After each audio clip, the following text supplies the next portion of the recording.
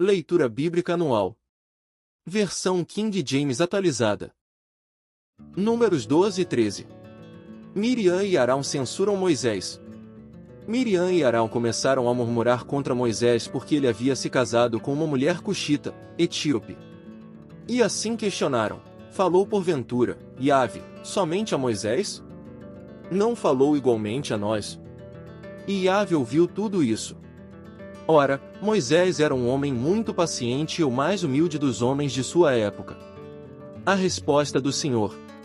Subitamente disse Yahvé a Moisés, a Arão e a Miriam: vinde, todos os três, à tenda do encontro. Todos os três se dirigiram à tenda, quando Yahvé desceu numa nuvem e se deteve à entrada da tenda. Chamou Arão e Miriam, ambos se apresentaram. Então disse Yahvé: ouvi, pois, as minhas palavras. Quando há entre vós profetas, eu, o Eterno, me faço conhecer a eles por meio de visões, e falo com eles em sonhos. Contudo, não é assim que procedo para com meu servo Moisés, o mais fiel dos servos de minha casa. Com ele converso face a face, claramente, e não por enigmas ou parábolas. E a ele foi revelada a forma do Senhor. Por que ousastes falar contra meu servo Moisés? Então a ira de Yahvé se inflamou contra eles, e ele os deixou. Quando a nuvem se afastou da tenda, Miriam estava com o corpo tomado por uma terrível doença da pele, sua aparência era esbranquiçada como a neve. Quando Arão voltou seu olhar para Miriam, reconheceu de imediato que ela estava com uma espécie de lepra. Arão pede que Moisés ore a Deus. Então rogou Arão a Moisés: ai meu senhor! Não queiras nos infligir a culpa do pecado que tivemos a loucura de cometer e do qual somos culpados. Suplico-te, não seja ela como um aborto cuja carne já está quase que toda consumida ao sair do ventre de sua mãe. Diante disso, clamou Moisés a Yahvé: ó Deus, orou ele, digna-te dar-lhe a cura, eu te peço por misericórdia. Prontamente lhe respondeu o Senhor: e se seu pai lhe cuspisse no rosto, não ficaria ela envergonhada por 7 dias? Seja, portanto, segregada 7 dias fora do arraial de Israel e depois seja nele admitida novamente. Sendo assim, Miriam foi isolada por 7 dias fora do acampamento, e os israelitas não partiram enquanto ela não foi reintegrada ao povo. Logo depois disso, partiram de Azerote e acamparam no deserto de Parã. Missão exploratória de Canaã. E Yahvé ordenou a Moisés: envia homens, um de cada tribo, em missão de reconhecimento à terra de Canaã, terra que dou aos filhos de Israel, enviarás todos aqueles que sejam seus príncipes. Assim, Moisés enviou-os do deserto de Parã, conforme a ordem do Senhor. Todos eram chefes dos israelitas.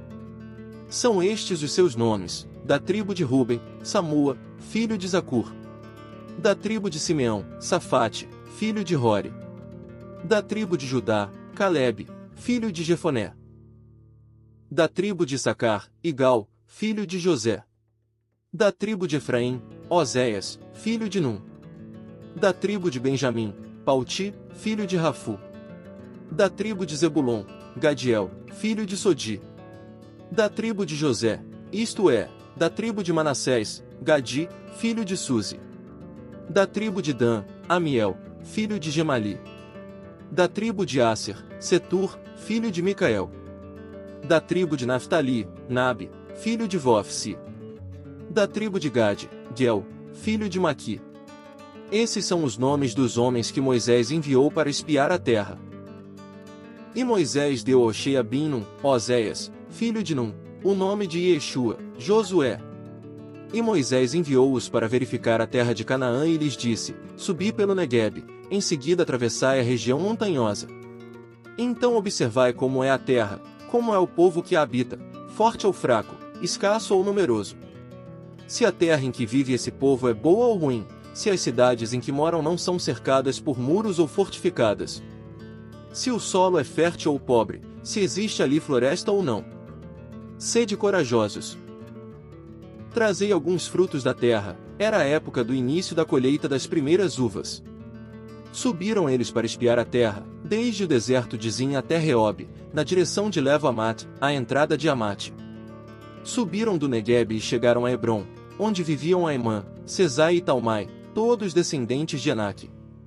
Hebrom havia sido edificada 7 anos antes de Zoan, no Egito. Quando chegaram a um lugar conhecido como Vale de Eshol, cachos, cortaram um ramo do qual pendia um único cacho de uvas. 2 homens carregaram o cacho, pendurado numa vara. Colheram também romãs e figos. Aquele lugar foi denominado Vale de Eshol, em alusão ao extraordinário cacho de uvas que os israelitas colheram ali. O relatório dos missionários. Ao cabo de 40 dias, retornaram da exploração da terra. Vieram a Moisés, Arão e toda a comunidade de Israel em Cádiz, no deserto de Parã, onde prestaram relatório a eles e a toda a congregação ali reunida, e lhes apresentaram os frutos trazidos da terra. E deram o seguinte depoimento a Moisés: Fomos à terra a qual nos enviastes. Na verdade, é terra onde também emana leite e mel, eis os seus produtos. Contudo, o povo que a habita é poderoso, as cidades são fortificadas, muito grandes, também vimos ali descendentes de Anak. Os amalequitas vivem em Neguebe, os hititas, os jebuseus e os amorreus habitam a região montanhosa, os cananeus vivem perto do mar e junto ao Jordão. Então Calebe fez calar o povo reunido diante de Moisés: Subamos e herdemo-la. Disse ele: Em verdade temos a capacidade de conquistar essa terra. Entretanto, os homens que o haviam acompanhado reagiram: Não podemos marchar contra esse povo, visto que é mais forte que nós. E puseram-se a difamar diante dos filhos de Israel a terra que haviam observado: A terra para a qual fomos em missão de reconhecimento é terra que devora seus habitantes. Todos aqueles que lá vimos são homens de grande estatura. Lá também vimos gigantes, os descendentes de Anak, diante de quem parecíamos, a nós e a eles, gafanhotos. Marcos 14 versículos 22 a 52. O ato de partilhar o pão e o cálice. E enquanto ceavam, tomou Jesus um pão e, tendo dado graças, o partiu, e o serviu aos seus discípulos, declarando: Tomai, isto é o meu corpo. Em seguida, tomou Jesus um cálice, deu graças e o entregou aos discípulos, e todos beberam dele. Então lhes revelou: Isto é o meu sangue da aliança, o qual é derramado para o bem de muitos. Com toda certeza vos afirmo que não voltarei a beber do fruto da videira, até aquele dia em que beberei o vinho novo no reino de Deus. E depois de haverem cantado um salmo, partiram para o Monte das Oliveiras. Jesus prediz a traição de Pedro. Então, Jesus lhes advertiu: Todos vós me abandonareis. Pois está escrito: Ferirei o pastor, e as ovelhas serão dispersas. Contudo, depois da minha ressurreição, partirei adiante de vós rumo à Galileia. Pedro exclamou: Mesmo que todos te abandonem, eu nunca te deixarei. Replicou-lhe Jesus: Com toda a certeza te asseguro que ainda hoje, nesta noite, antes que por 2 vezes cante o galo, tu me negarás 3 vezes. Entretanto, Pedro insistia com eloquência: Ainda que seja preciso que eu morra ao teu lado, jamais te negarei, e da mesma maneira responderam todos os demais. Jesus Cristo no Getsêmani. Então caminharam para um lugar chamado Getsêmani e tendo chegado, solicitou Jesus aos seus discípulos: Assentai-vos aqui, enquanto eu vou orar. E levou consigo a Pedro, Tiago e João, e começou a sentir grande temor e profunda angústia. E compartilhou com eles: Minha alma está extremamente triste até a morte, ficai pois aqui e vigiai. Caminhou um pouco mais adiante e prostrando-se, orava para que, se possível, aquela hora fosse afastada dele. E rogava: Abba Pai, todas as coisas são possíveis para ti, afasta de mim este cálice, todavia, não seja o que eu desejo, mas sim o que tu queres. Ao voltar para seus discípulos, os surpreendeu dormindo. Simão, chamou ele a Pedro: Estás dormindo? Não conseguistes vigiar nem por 1 hora? Vigiai e orai, para não cairdes em tentação, pois de um lado, o espírito está pronto, mas, por outro lado, a carne é fraca. E uma vez mais, ele se afastou e orou, repetindo as mesmas expressões. Ao regressar, novamente os encontrou dormindo, porque seus olhos estavam pesados, mas não sabiam como justificar-se. Voltando ainda uma terceira vez, ele lhes admoestou: Ainda dormis e descansais? Basta, eis que a hora é chegada, o Filho do Homem está sendo entregue nas mãos dos pecadores. Levantai-vos, pois, e vamos, eis que chegou aquele que me está traindo. Jesus é traído e preso. Jesus ainda não havia terminado de falar, quando surgiu Judas, um dos 12. E com ele chegou uma multidão armada de espadas e cacetetes, vinda da parte dos chefes dos sacerdotes, mestres da lei e líderes religiosos. Ora, o traidor tinha combinado um sinal com eles: aquele a quem eu saudar com um beijo, é ele, prendei-o e levai-o sob forte segurança. Então, assim que chegou, dirigiu-se imediatamente para Jesus e o saudou, Rabi, e o beijou. Em seguida, os homens agarraram Jesus e o prenderam. Nesse momento, um dos que estavam bem próximos puxou da espada e feriu o servo do sumo sacerdote, decepando-lhe a orelha. Exclamou-lhe Jesus: acaso estou eu liderando alguma rebelião, para virdes me prender com espadas e cacetetes? Pois diariamente tenho estado convosco no templo, vos ensinando, e não me prendestes.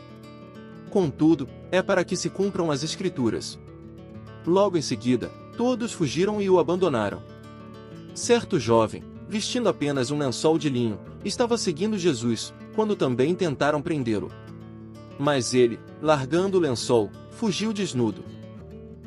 Salmo 52. O ímpio será aniquilado por Deus. Porque, ó prepotente, te vanglorias na maldade para ultraje de Deus, todo dia. Engendras crimes, tua língua é lâmina afiada, é forjadora de intrigas. Ao bem, preferes o mal, a palavra da justiça à mentira. Todas as palavras perniciosas te agradam, ó língua pérfida. O próprio Deus te destruirá para sempre, agarrando-te te arrancará da tenda, para erradicar-te da terra dos vivos. Ao vê-lo, os justos, tomados de temor, dele escarnecerão.